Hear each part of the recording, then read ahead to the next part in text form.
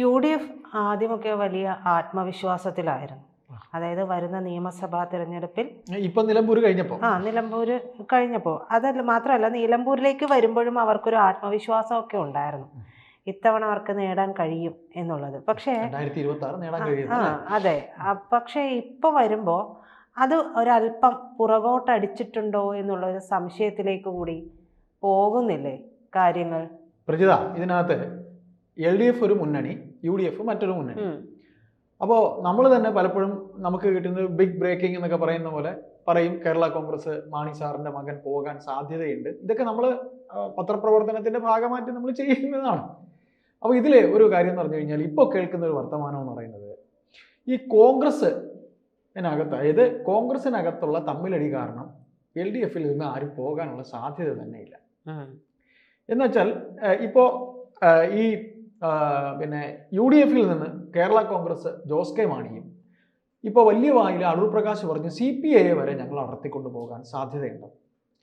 കാര്യം അടിയന്തരാവസ്ഥ കാലത്ത് CPI ഈ പറയുന്ന പോലെ ഈ കോൺഗ്രസിനൊപ്പം നിന്നവരാണ് എന്നുള്ളൊരു ചീത്തപ്പേര് ഇതുവരെയും മാറാത്ത ഒരു പാർട്ടിയാണ് CPI. ഈ CPM CPIയെ കളിയാക്കുന്നത് എന്തുകൊണ്ടെന്ന് ചോദിച്ചാൽ അടിയന്തരാവസ്ഥ കാലത്ത് നിന്നവന്മാരാണ്, കൂടുതൽ അടുപ്പിക്കൊന്നും വേണ്ട കേട്ടോ എന്ന് ഈ തലമുറയിലുള്ള CPM നേതാക്കൾ വരെ കളിയാക്കാറുണ്ട്.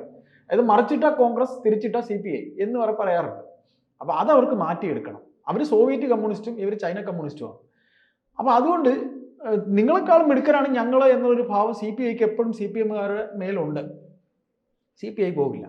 കേരള കോൺഗ്രസ് മാണി സാറിന്റെ മകൻ ജോസ് കെ മാണി പോകാനുള്ള സാധ്യത എങ്ങനെ കുറയുന്നില്ലെന്ന് ചോദിച്ചാൽ അതും നമ്മൾ ഒരിക്കൽ പറഞ്ഞിട്ടുണ്ട്. അതായത് LDFിൽ ഈ പറയുന്ന പോലെ ഒരു LDF യോഗം വിളിക്കുമ്പോൾ ഒരിക്കലും നിയമസഭയിൽ ഇപ്പോൾ ഇരിക്കുന്ന ജോസ് കെ മാണിക്ക് ഇപ്പോൾ ഒരു MLA ഉണ്ടെന്ന് വെക്കുക, ആ MLA എന്തായാലും വിളിക്കില്ല LDF യോഗത്തിൽ, പ്രമാണിയെ വിളിക്കത്തുള്ളൂ. പാർട്ടിയുടെ പ്രമാണി എന്ന് പറയുന്നത് സെക്രട്ടറിയാണ്. അപ്പം പാർട്ടിയുടെ പ്രമാണിയായ സെക്രട്ടറിക്ക് വില കിട്ടുന്നത് LDFിലാണ്. ഇപ്പൊ VS അച്യുതാനന്ദൻ മുഖ്യമന്ത്രി ആയിരുന്നപ്പോൾ അന്ന് പ്രമാണി ആരായിരുന്നു? CPMല് പിണറായി വിജയനായിരുന്നു, സെക്രട്ടറിയാണ് അദ്ദേഹം. ഇന്നിപ്പോ ഗോവിന്ദൻ പ്രമാണിയൊന്നുമല്ല, പ്രമാണിയും മന്ത്രിയും മുഖ്യമന്ത്രിയും എല്ലാം പിണറായി വിജയനാണ്. അപ്പൊ ചുരുക്കത്തില് UDFിൽ നിന്ന് ഇവർ രണ്ടുപേരും പോകാനുള്ള സാധ്യതയില്ല. അതിന്റെ കാരണം ഒരു ഇരിപ്പിടം പോലും നേരെ ഇവ കിട്ടത്തില്ല. പിന്നെ ഈ മന്ത്രിമാരായി കഴിയുമ്പോൾ ഇപ്പോ കേരള കോൺഗ്രസിലാണെങ്കിൽ അവരുടെ ഒരാൾ മന്ത്രിയായി എന്നിരിക്കട്ടെ, ഇവർക്കൊരു വിലയും കാണത്തില്ല. ആർക്ക്? ഈ പാർട്ടിയുടെ സെക്രട്ടറിക്ക് ഒരു വിലയും കാണത്തില്ല. UDFിലാണെങ്കിൽ ഒരു വിലയും കിട്ടത്തില്ല. ഇവിടെ ആണെങ്കിൽ ഒന്നും അല്ലെങ്കിൽ ഒരു സീറ്റ് കിട്ടും, പിണറായി വിജയൻ വിളിച്ച് കാര്യമൊക്കെ ചോദിക്കും, അങ്ങനെയൊക്കെ ഉണ്ടാവും. ഇത് അങ്ങനെയൊന്നും ഉണ്ടാവില്ല. അപ്പൊ അങ്ങനെ നിൽക്കുമ്പോൾ ഇപ്പൊ കേൾക്കുന്ന മറ്റൊരു വർത്തമാനം എന്ന് പറയുന്നത് Kozhikode MP MK Raghavan. MK Raghavan, അത് എങ്ങനെയാണ് ഓർമ്മ വരുന്നത്? MK രാഘവനെ നമ്മൾ പെട്ടെന്ന് ഓർക്കുന്നതെന്നറിയും, കോഴിക്കോടുകാർക്ക് രാഘവേട്ടനാണ്. ഞാൻ കോഴിക്കോട് ഒരു വർഷമൊക്കെ ജോലി ചെയ്തിട്ടുള്ള ആളാണ്. ആ സമയത്ത് ഒരു ലോക്സഭാ ഇലക്ഷൻ ഞാൻ കണ്ടിട്ടുള്ളതാണ്. അന്ന് അവിടെ അദ്ദേഹത്തിന്റെ എതിർ സ്ഥാനാർത്ഥിയായിട്ട് മത്സരിച്ച പ്രദീപ് കുമാറാണ്. പ്രദീപ് കുമാർ ഇപ്പോഴത്തെ പ്രൈവറ്റ് സെക്രട്ടറിയാണ്. പ്രദീപ് കുമാർ ഒരു നല്ല ജനകീയനായ ഒരു നേതാവാണ്. എന്നിട്ട് പോലും MK രാഘവൻ രാഘവേട്ടനെ ഞങ്ങൾ വോട്ട് ചെയ്യുള്ളൂ എന്നാണ് എൻ്റെ അന്ന് അവിടെയുള്ള കോഴിക്കോടത്തെ സുഹൃത്തുക്കളൊക്കെ എന്നോട് സംസാരിച്ചു പറഞ്ഞത്. രാഘവേട്ടൻ അത്രയും പ്രിയപ്പെട്ട ഒരാളാണ്. കാര്യം MK രാഘവനെ എനിക്കും ഒരു അഭിമുഖമൊക്കെ എടുക്കാനുള്ള ഭാഗ്യം ഉണ്ടായിട്ടുണ്ട്. അത് വേറൊരു വശം. പക്ഷെ എങ്കിലും അദ്ദേഹത്തിനെ സംബന്ധിച്ച് ഒരു ജനപ്രിയനായ നേതാവാണ്. അപ്പൊ നമ്മള് മല്ലികാർജുൻ ഖാർഗെയും ഈ പറയുന്ന തരൂരും AICCയുടെ പ്രസിഡന്റ് ആവാൻ മത്സരിച്ച അത് ഓർമ്മയുണ്ട്. അന്ന് ഈ ശശി തരൂരിന് വേണ്ടി വോട്ട് ക്യാമ്പയിനിങ്ങിന് പോയ ഒരാളാണ് MK രാഘവൻ. അങ്ങനെ കേരളത്തിൽ നിന്ന് വോട്ട് ക്യാമ്പയിനിങ് ഉള്ള MK രാഘവനും ബഹുമാനപ്പെട്ട കാർത്തികേയൻ സാറിന്റെ മരണപ്പെട്ട G കാർത്തികേയൻ സാറിന്റെ മകൻ ശബരിനാഥൻ ഉൾപ്പെടെ കുറച്ച് യുവാക്കൾ അന്ന് ഇവിടെ വോട്ട് ചെയ്തവരിലുണ്ട്. അപ്പം ശശി തരൂര് കോൺഗ്രസിൽ നിന്ന് BJPയിലേക്ക് പോവുകയാണെങ്കിൽ കൂടെ ഇദ്ദേഹം കൂടെ MK രാഘവൻ പോകാനുള്ള സാധ്യത ഉണ്ട് എന്ന് പറയുന്നു. അതെന്തുകൊണ്ടാണ്? അല്ല, MK രാഘവനെ സംബന്ധിച്ച് കോൺഗ്രസിനകത്തുള്ള ഈ പടലപ്പിണക്കം, അദ്ദേഹം ഒരു വളരെ ജെന്യൂനായ ഒരു നേതാവാണ്. MK രാഘവനെ സംബന്ധിച്ച് വളരെ ഡീസൻ്റ് ആയ ഒരു മനുഷ്യൻ. നമ്മൾ പരിചയപ്പെട്ടാൽ നമുക്ക് മനസ്സിലാവുള്ളൂ. അപ്പോൾ അദ്ദേഹത്തിന് രാഷ്ട്രീയത്തിന് അതീതമായി വോട്ട് കിട്ടാൻ BJPയുടെ വേറൊരു തന്ത്രമുണ്ട്. അത് പ്രീത ഒന്ന് ചിന്തിച്ചു നോക്കിയാൽ അറിയാൻ പറ്റും. അതായത് ഇപ്പോൾ തൃശ്ശൂർ സുരേഷ് ഗോപി ജയിച്ച എന്തുകൊണ്ടാണ്? ഇവിടെ ഈ കണ്ട ഓതിരം കടകം കളിക്കുന്ന ആൾക്കാർ, ഇപ്പം ശോഭാ സുരേന്ദ്രൻ മാത്രമേ ഉള്ളൂ ഒരു ക്രൗഡ് പുള്ളർ ആയിട്ടുള്ള ഒരു നേതാവ്. സുരേന്ദ്രന് പോലും അത്രയും വോട്ടൊന്നും കിട്ടുന്നില്ല. അങ്ങനെയുള്ളവരുടെ ഇടയിൽ ഒരു ജനസമ്മതനായ, ഈ രാഷ്ട്രീയത്തിൽ എപ്പോഴും ഒരു സ്ഥാനാർത്ഥി എന്ന് പറയുന്ന രാഷ്ട്രീയത്തിന് അതീതമായി വ്യക്തിപ്രഭാവത്തിന് വളരെ ഇതുണ്ട്. ഇപ്പൊ നമ്മുടെ വീട്ടിൽ അല്ലെ വ്യക്തി ഉറപ്പായിട്ടും. പ്രഭാവത്തിന് ഉണ്ട്. ഇപ്പൊ നമ്മുടെ വീട്ടില് പിന്നെ നമ്മൾ 5 പേരുണ്ടെന്ന് വെക്കുക. ഈ 5 പേരിൽ ഒരാളെ രാഷ്ട്രീയത്തിൽ വോട്ട് ചെയ്യുന്നുണ്ടാവുള്ളൂ, രാഷ്ട്രീയത്തിന് അതീതമായി വോട്ട് ചെയ്യുന്നു. അതിന് ഏത് റബ്ബർ സ്റ്റാമ്പിന് നിർത്തിയാൽ അവിടെ ചെല്ലുമ്പോൾ നമ്മുടെ കൈ അറിയാതെ അതിലോട്ടങ്ങ് പോകും. നേരെ മറിച്ച് ബാക്കി 4 പേരുള്ളതും വ്യക്തിയെ നോക്കി വോട്ട് ചെയ്യുന്ന വെക്കുക, വ്യക്തിയെ നോക്കിയേ ഉള്ളൂ. അപ്പോൾ ഇത്തരത്തിൽ നോക്കുമ്പോൾ MK രാഘവൻ അത്തരത്തിലുള്ള ഒരു വ്യക്തി പ്രഭാവമുള്ള ഒരു നേതാവാണ്. വ്യക്തി പ്രഭാവമുള്ള നേതാവായ MK രാഘവനെ മത്സരിപ്പിക്കുകയാണെന്നുണ്ടെങ്കിൽ അത് BJPയെ സംബന്ധിച്ച് സുരേഷ് ഗോപി വ്യക്തി പ്രഭാവം ഉള്ളതുകൊണ്ടാണ് തൃശ്ശൂർ ജയിച്ചത്. അപ്പോൾ നമ്മൾ പറഞ്ഞു ശോഭാ സുരേന്ദ്രന്റെയും കാര്യം പറഞ്ഞു, അവർക്കും ഒരു അല്പമൊക്കെ ഉള്ളൂ. അപ്പൊ BJP അങ്ങനെയുള്ള ചില മുഖങ്ങളെ തേടുന്നുണ്ട്. അതിലൊന്നാണ് ഈ MK രാഘവൻ. പിന്നെ ഒരു പേരോട് കേൾക്കുന്നുണ്ട്, PJ കുര്യനും പോകുന്നു. PJ കുര്യൻ. ഇപ്പൊ ഈ MK രാഘവൻ എന്ന് പറഞ്ഞ നേതാവിന്റെ കാര്യം പറയുമ്പോൾ ചേട്ടൻ പറഞ്ഞത് പടലപ്പിണക്കങ്ങളാണ്, അത് UDF-നകത്ത് അതെ, തമ്മിലടിയാണ്. ആ തമ്മിലടി കാലാകാലങ്ങളായിട്ട് UDF ഉള്ളതാണ്. ആ തമ്മിലടി ഇല്ലെങ്കിൽ UDF ഇല്ല സത്യം പറഞ്ഞ. ആ ഒരു അവസ്ഥയിലാണ് UDF-ന്റെ നിലനിൽപ്പ് നിൽക്കുന്നത്. കാരണം ആ ഒരു അവസ്ഥയില്ലാത്ത ഒരു UDF-നെ ഞാൻ ഓർമ്മ വെച്ച കാലം മുതൽ ഞാൻ കണ്ടിട്ടില്ല. പക്ഷെ ഒരു പ്രശ്നം വരുമ്പോൾ അല്ലെങ്കിൽ ഒരു കാര്യം വരുമ്പോൾ അവിടെ ഒരു ഒത്തൊരുമയോടെ അവർ പ്രവർത്തിക്കുന്നുണ്ട്. അതിനിടയിൽ ഈ പറയുന്ന പോലെ ചില തമ്മിലടികളൊക്കെ വരുമെങ്കിൽ പോലും അവരതിനെല്ലാം അതിജീവിച്ച് മുന്നോട്ട് പോകുന്നുണ്ട്. ഈ MK രാഘവൻ എന്ന് പറയുന്ന നേതാവിനെ BJPയിലേക്ക് പോകണമെങ്കിൽ അതിൻ്റെതായ ഒരു കാരണം വേണം.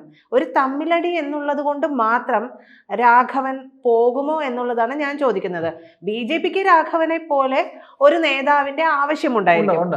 അപ്പോൾ ആ നേതാവിനെ ചൂണ്ടയിടാൻ BJP ശ്രമിക്കുമെന്ന് പറയുമ്പോൾ നമുക്കത് മനസ്സിലാക്കാൻ കഴിയും. പക്ഷേ ഈ ഒരു ഒറ്റ കാര്യത്തിന്റെ പുറത്ത് രാഘവൻ കൂടി തരൂരിനൊപ്പം BJPയിലേക്ക് പോകുമെന്ന് പറയുമ്പോൾ അത് അല്ല, അതിനകത്ത് അങ്ങനെ പ്രീത പറഞ്ഞതൊരു പോയിന്റാണ്. ആ ഒരു കാരണം കൊണ്ട് മാത്രമൊന്നുമല്ല.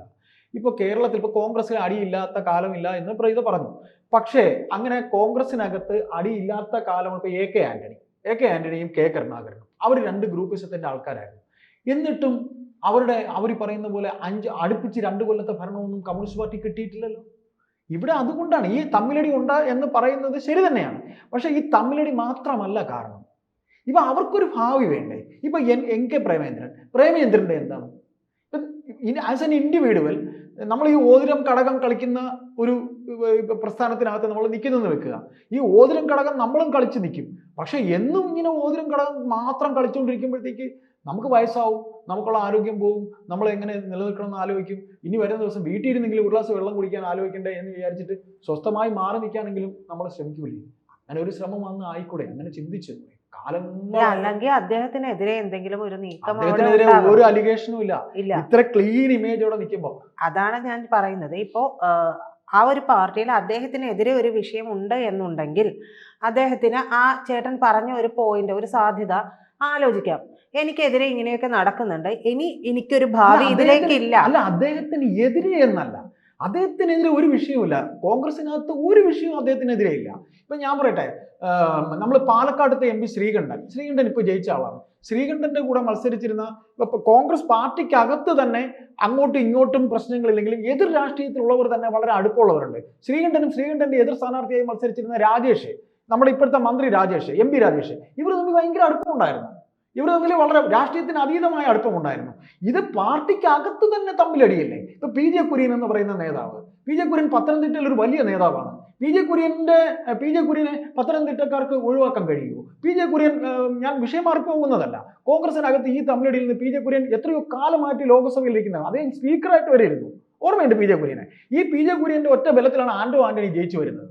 അപ്പം ഞാൻ പേരുകളും ഇതും മാറിപ്പോകുന്നതല്ല. ഇതിനകത്ത് കോൺഗ്രസിനകത്ത് തമ്മിലടി എന്ന് പറയുന്നത് തീർത്താത്ത രീതിയിൽ ഇപ്പോഴും രൂക്ഷമാണ്. സതീശൻ മുഖ്യമന്ത്രി ആകരുത്.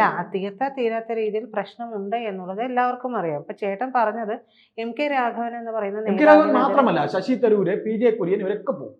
അല്ല ചേട്ടാ, ഞാൻ ചോദിക്കുന്നത് MK രാഘവൻ എന്ന് പറയുന്ന നേതാവിനെതിരെ ഒരു അലിഗേഷനുമില്ല, പാർട്ടിനകത്തും വേറെ വിഷയങ്ങളൊന്നുമില്ല എന്ന് പറയുന്നു. അപ്പൊ അങ്ങനെ ഒന്നുമില്ലാത്ത ഒരു നേതാവ്, ഈ ചേട്ടൻ പറഞ്ഞ ഒരു പോയിന്റ് എന്ന് പറയുന്നത് തമ്മിലടിയാണ്. ഈ തമ്മിലടി കൊണ്ട് മാത്രമല്ല, പിന്നെ MK രാഘവനെ സംബന്ധിച്ച് MK രാഘവന് നല്ല ഓഫറൊക്കെ കൊടുക്കാൻ സാധ്യതയുണ്ട്. MK രാഘവനെ കോൺഗ്രസ് BJPയിലാണെങ്കിൽ നല്ല ഓഫറുകൾ കൊടുക്കും. അദ്ദേഹത്തിന് ഒരു കേന്ദ്രമന്ത്രി, MK രാഘവൻ എത്ര കൊല്ലം കൊണ്ട് കോൺഗ്രസിലുണ്ട്, അദ്ദേഹത്തിന് എന്തെങ്കിലും ആകാൻ കഴിഞ്ഞു? അദ്ദേഹത്തിന് ഒന്നും ആകാൻ കഴിഞ്ഞില്ല. തരൂരിന് ഉപരാഷ്ട്രപതി പോസ്റ്റ് കൊടുക്കും. തരൂല. ഇപ്പം നമ്മളെല്ലാം എത്രയെങ്കിലും കാലം ഒരു ഫീൽഡിൽ വർക്ക് ചെയ്യുമ്പോൾ അങ്ങേയറ്റം ഏറ്റവും കുറഞ്ഞ ഒരു റീജിയണൽ മാനേജർ പോസ്റ്റെങ്കിലും ഒരു 30 വർഷമൊക്കെ ആകുമ്പോഴത്തേക്ക് അല്ലെങ്കിൽ 25 വർഷം ആകുമ്പോൾ എല്ലാവരും കാംക്ഷിക്കും. അപ്പോൾ അങ്ങനെ ഒരു പോസ്റ്റ് അതാണല്ലോ നമ്മുടെ പ്രൊഫഷൻ എന്ന് പറയുന്നത്. ബൈ പ്രൊഫഷൻ രാഷ്ട്രീയപരമായിട്ട് അവർ അങ്ങനെ ആഗ്രഹിക്കുന്ന ഒരു തെറ്റുമില്ല. അദ്ദേഹം ഒരു സ്വാർത്ഥനൊന്നുമല്ല. അപ്പോൾ കോൺഗ്രസിനകത്ത് അടിയുണ്ടായിട്ട് പോകുന്നതല്ല, ഇതിങ്ങനെ പോകുള്ളൂ. പ്രജിത്ത് തന്നെ ഇപ്പൊ സംസാരിച്ച് പറഞ്ഞില്ലേ, അത് തുടക്കം മുതലുള്ള കാലം മുതൽ ഈ ഒരു തവണ കൂടെ അവർ ഇത്തരത്തിൽ അടിക്കുകയാണെങ്കിൽ, കാര്യം അവരെ സംബന്ധിച്ച് അവരുടെ സീറ്റ് അവർക്കൊരു 1000 വോട്ടിന്റെ, ഇപ്പൊ പത്തനംതിട്ട തന്നെ പത്തനംതിട്ട, കോട്ടയം ഒക്കെ തന്നെ തുലവും തുച്ഛമായ വോട്ടിനാണ് അവർ തോറ്റിട്ടുള്ളത്.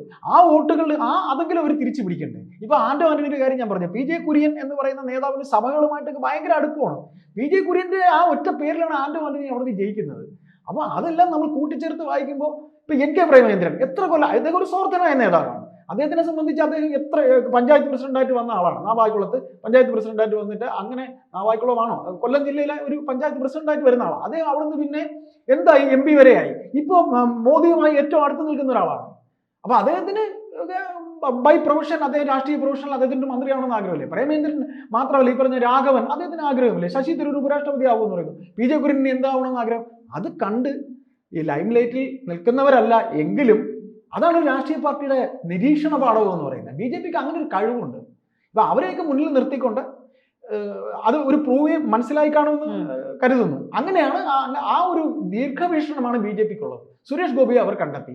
ഇനി ശോഭാ സുരേന്ദ്രൻ ഒരു തവണ ജയിച്ച് നോക്കട്ടെ, ഒരു തവണ അവർ ജയിച്ച് MLA ആവട്ടെ. അവരുടെ മുകളിൽ നിന്നുള്ള അപ്രോച്ച് വേറൊരു തരത്തിലായിരിക്കും. ഇവിടെ BJPയുടെ കേന്ദ്രത്തിലുള്ള അപ്രോച്ച് വേറൊരു തരത്തിലായിരിക്കും. അവിടെയാണ് അവരുടെ മെരിറ്റ് അവർ കാണിക്കുമ്പോൾ ഉണ്ടാകുന്നത്. നമ്മൾ നമ്മുടെ മെരിറ്റ് കാണിക്കുമ്പോഴാണ് നമ്മൾ അവഗണിച്ചിട്ടിരിക്കുന്നവർക്കിടയിൽ നമുക്കൊരു വിലയുണ്ടാകുന്നത്. അങ്ങനെ MK രാഘവൻ എന്ന് പറയുന്ന നേതാവ് ശശി തരൂരിനോടൊപ്പവും, ശശി തരൂർ, MK രാഘവൻ, PJ കുര്യൻ, ഇങ്ങനെ 3 പേര് BJPയിലേക്ക് പോകുമെന്നൊരു റൂമർ കേൾക്കുകയാണെങ്കിൽ ഇനി BJP ശക്തി പ്രാപിക്കുന്ന ഒരു രീതിയിലേക്ക് പോകുള്ളൂ. കാര്യം കർണാടകത്തിൽ കൂടെ മാത്രമേ കോൺഗ്രസിന് ഉള്ളൂ. ഇപ്പോൾ കേരളത്തിൽ ഇങ്ങനെ ഒരു അവസ്ഥയിലാണ്. നമുക്ക് കാത്തിരിക്കാം എന്തൊക്കെയായിരിക്കും മാറ്റങ്ങൾ ഉണ്ടാകുന്നത്.